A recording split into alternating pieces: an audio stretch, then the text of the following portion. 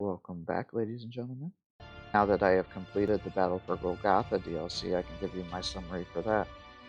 Unfortunately, again, I have to score it very low, being a 2 or 3 out of 10, because the balancing issues really make it impossible to beat on the very hard difficulty. And really, I feel Slytherin should have done some game testing on these DLCs. Really, only the Orc Hunters is one that you can beat on the very hard difficulty.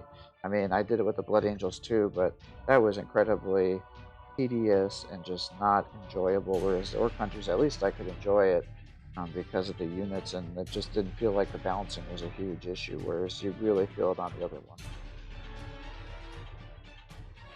Unfortunately, if they would have spent some more time on the balancing, I would have scored this actually a lot higher, because I really did appreciate that they did a lot of changes with the level designs on this DLC. It felt like so it played differently from the other ones, which certainly I appreciated after going through this entire game and all the DLCs. It was really beginning to feel like cookie cutter games mechanics, and I was getting quite fatigued with it. I actually had to take a break from this and play the Warhammer 40,000 Sanctus Reach a little bit, just to take a break from this game, because I was getting really burned out on it.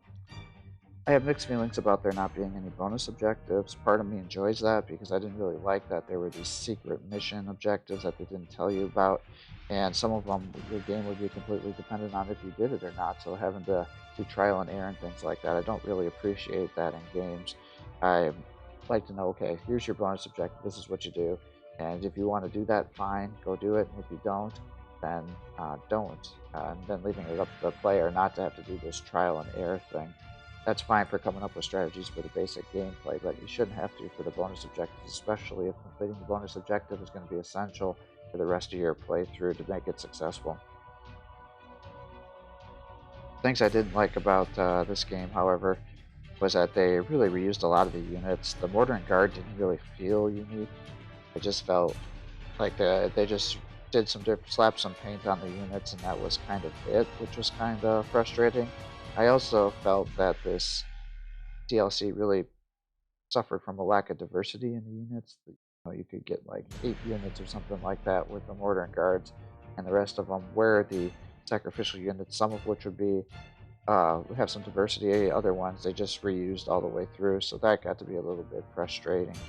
Um, as mentioned before, they really want you to use your transports on this DLC to be successful, but they never fix the transport bug.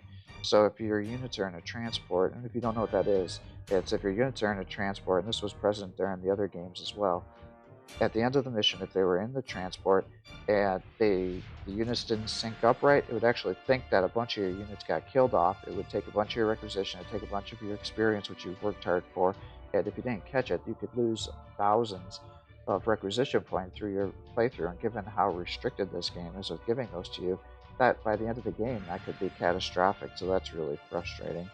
And I wish they did let you buy a little more units with your requisition points. It just felt very limited, and actually the game deleted 1 or 2 of my units by the end of the game because I had more units than what I should have. It wouldn't let me deploy them, and two, it just said you're not supposed to have these units, and they just deleted them. And that was frustrating, because I would have liked to use some of those units in the last couple of missions here.